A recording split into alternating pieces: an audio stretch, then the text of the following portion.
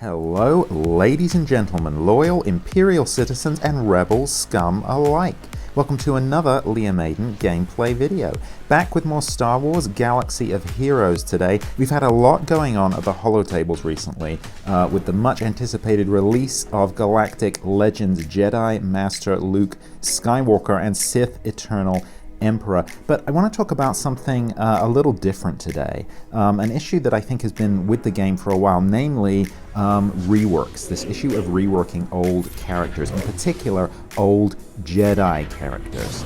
Now, when I say that, there are, there's one big character I think that immediately comes to mind, and that is Mace Windu. Now, Mace Windu and a lot of the other Jedi, the Galactic Republic Jedi, were some of the first characters that were added to the game. And naturally, you know, Galaxy of Heroes has evolved a lot over its lifespan. No one necessarily anticipated that this game would still be around 5 years after it was released, and it's still going strong, and we've seen a lot of developments, which means that these initial characters, although they may have been viable when they were first introduced, characters like Mace Windu, Kit Fisto, and so on, they're just no longer really that viable. They're no longer really impressive in game. Now, I'm running Mace Windu as part of my A-tier Jedi team in Grand Arena at the moment with Darth Revan, but most of my other Galactic Republic Jedi are to be found on my B-tier Jedi team for defense, with Bastila Shan heading up that team at the moment. They're not really great characters. They do still have some viability, but they're definitely B-tier and lower. Now, this irks a lot of people, especially when it comes to Mace Windu, because obviously, canonically, looking at the importance of Mace Windu in canon, in the movies, in the books, and the comics, Mace Windu is incredibly important and incredibly powerful. I mean, we're talking about one of the greatest swordsmen, one of the greatest duelists that the Jedi Order has ever produced. Think about that duel that he has with Palpatine in Revenge of the Sith. If we combine both the movie version as it's shown in the movie and as it's described in the book, Mace Windu is so powerful, so much more powerful than Anakin Skywalker. In the book, Anakin walks in on the duel heaven slightly differently to the way it does in the film. He walks in on the duel, and the lightsabers, Palpatine and Mace Windu's lightsabers, are moving so quickly that he can't even see them. They're just these blurs, just these purple and red blurs. Mace Windu may not be as powerful as Anakin. He may not have quite as much kind of potency, raw potency in the Force, but he's so well trained. He's so powerful with his unique fighting style, Vapod, that he is just a force to be reckoned with. Truly one of the greatest Jedi ever. So you can understand that when it comes to his abilities in Star Wars Galaxy of Heroes, his standing in the game, fans are a little disappointed. And I can't think of another character that there's been such a call to rework, such an extended and such passionate calls to rework as Mace Windu. People have been wanting a rework, they've been hoping for a rework, and every time there's an announcement that in any way could possibly link to a Mace Windu rework, you see a bunch of videos, a bunch of posts going up all over the internet with people speculating maybe this is finally it. Maybe they're giving us the Mace Windu rework. Well, here's the thing. They're almost certainly not.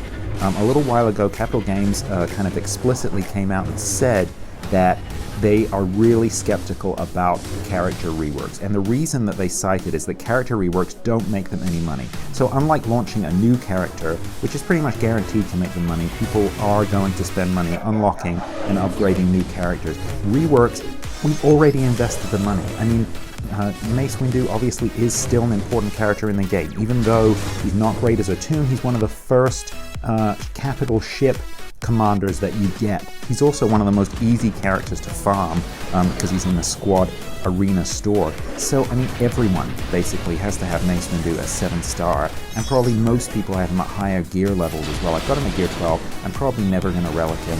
I don't know. I could be, but probably not.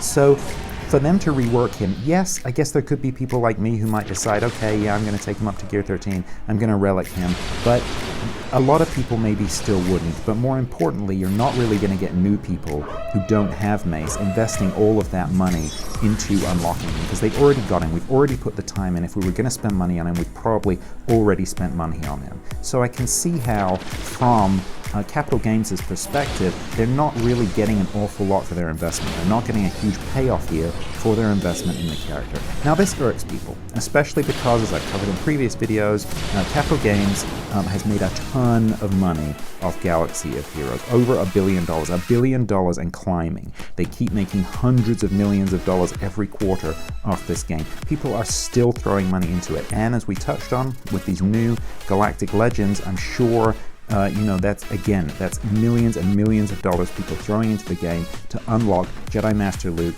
and Sith Eternal Emperor.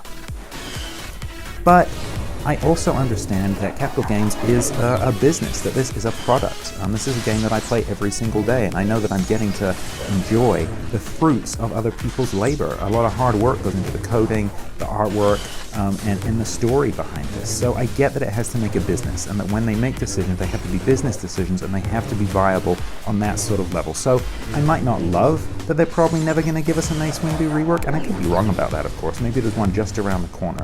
I think it's unlikely. And no, I certainly don't love that, but I do accept it, and I do understand their reasoning behind it. However, I think there's a potential solution to this quandary that we find ourselves in. Does that mean that we just have to write off all of these old Jedi? Do we just have to ignore Mace Windu, Kit Fisto, Luminara Unduli, Barriss Offee, people like that? Are we just throwing these Jedi out the window and saying, they're just no good, just ignore them in the game? I don't think so. This is Star Wars. Star Wars is all about Jedi. It's all about Force users. I think these characters still have utility in-game, and I think they could have even more utility in-game even without a rework. And here's how I think that could go down. Going back to the recent launch of Galactic Legends just for a second. In the Sith Eternal Emperor Galactic Legend event, we visit that important duel that we already referenced with Mace Windu in the Chancellor's office. And as happened in the books and in the movie, Palpatine has to face not just Mace Windu, but 3 other Jedi Masters. Mace Windu, of course, brings with him to arrest Chancellor Palpatine as he is at the time. He brings with him Agen Kolar, Saesee Tiin, and Kit Fisto.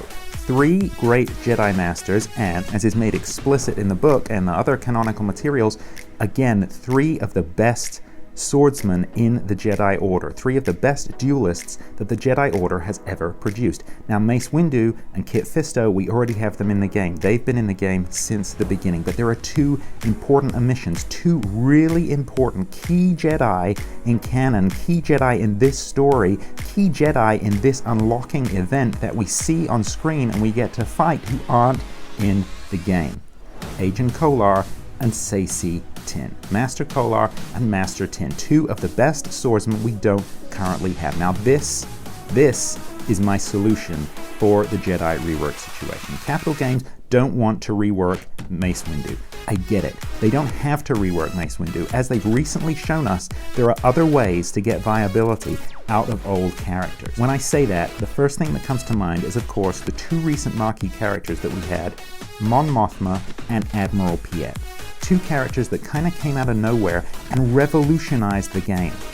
In both cases, they took old characters that had kind of lost their utility, so a lot of rebel fighters in the case of Mon Mothma, and a lot of Imperials, especially Imperial troopers on the part of Admiral Piet. They took these older characters and they completely transformed them. No rework necessary, but because of the inventive, creative ways that Mon Mothma and Admiral Piet interact with existing characters, giving them new benefits and new buffs, new abilities, and effectively changing their stats for the duration of that battle, they basically made these old characters more accessible and had increased utility without the need for a rework. So by introducing new marquee characters, Mon Mothma and Admiral Piet, they essentially revived these old characters with no need for a rework, no rework in sight. Could this be the answer that we have been searching for? Capital Games don't want to invest money in a rework because it's not going to pay off. They do want to introduce new characters because that's where they make money. We all want reworks of old Jedi characters, namely Mace Windu. This could be the solution.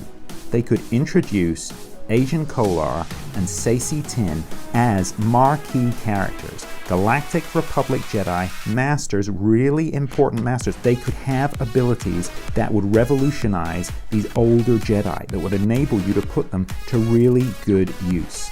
Agent Kolar, he has this kind of strike first, questions later mentality. I think you could bring him in as someone who could give other Jedi, other Galactic Republic Jedi on his side extra abilities, a little bit like Mon Mothma. He could even summon some other Jedi, maybe a Jedi Sentinel or some other Jedi unit that would really assist and up that damage capacity. I think you've got real potential there. Saesee Tiin. So he's an Itochi master, he's a great fighter and a starfighter pilot, and he's telepathic. These are just some of his qualities in canon. Again, I think especially with that telepathy, you could have some really interesting uses there for that telepathy. The way he could maybe allow you to move turn meter around, similar to the way Thrawn does, or really change the way you interact with your Jedi characters and breathe new life into this old but really important faction. Also, of course, Saesee Tiin is a legendary starfighter pilot. It's been a little while since we had a new Jedi starfighter added to the game. That could be a really great way to breathe life into the Jedi fleet, the Jedi ships, and kind of revolutionize the use of Jedi characters in that part of the game. Really, I think the possibilities are endless. I think the only constraint here is the imagination of the developers. But what do you think? What do you think about that suggestion? Do you think it's likely that Capital Games are going to introduce Master Kolar and Master Tiin anytime soon? Do you think that would be a good way to introduce them as marquee characters? What do you think of the idea that they could use these marquee characters like Mon Mothma, like Admiral Piet, to revolutionize our use of old Galactic Republic Jedi characters in the same way Mon Mothma and Admiral Piet did for Rebels and Imperials, respectively, to get around this need for rework? Is that something you'd be interested in? Would you be interested in bringing these two great Jedi Masters into your squads and really putting people like Mace Windu, people like Qui-Gon Jinn, people like Kit Fisto to better use in your squads? Would you be interested in investing in those characters? Maybe you haven't unlocked them, you haven't got them right up to potential. Is that something you'd be interested in? And if so, how do you see these characters fitting in? So, you know, as I said, maybe Agent Kolar would kind of focus on attack, increasing those kind of statistics. Maybe Saesee Tiin would be more like kind of turning, moving around turn meter, changing the way people interact, maybe increasing defenses, something like that, and maybe focusing on fleets as well. But what do you think? What abilities can you come up with for these characters? Well, that's just my idea. I think the fact that we've recently seen them as background characters in the Galactic Legends event adds credence to this. I think it really is possible we're going to see them in game soon. I really think this would be a good way for them to breathe new life into those old Jedi characters. But what do you think? Really keen to hear your thoughts and opinions down below. Thanks so much for listening to me kind of ramble on about this. If you found this video interesting in any way, please consider giving it a like, a thumbs up, and as I said, comments, criticism, suggestions, always welcome down below. And why not consider subscribing to the channel? I drop new gameplay videos for Star Wars Galaxy of Heroes and Marvel Strike Force every week. That's all for Liam Aiden Gameplay today. I'll see you in the next video. In the meantime, look after each other, and remember, the Force will be with you, always.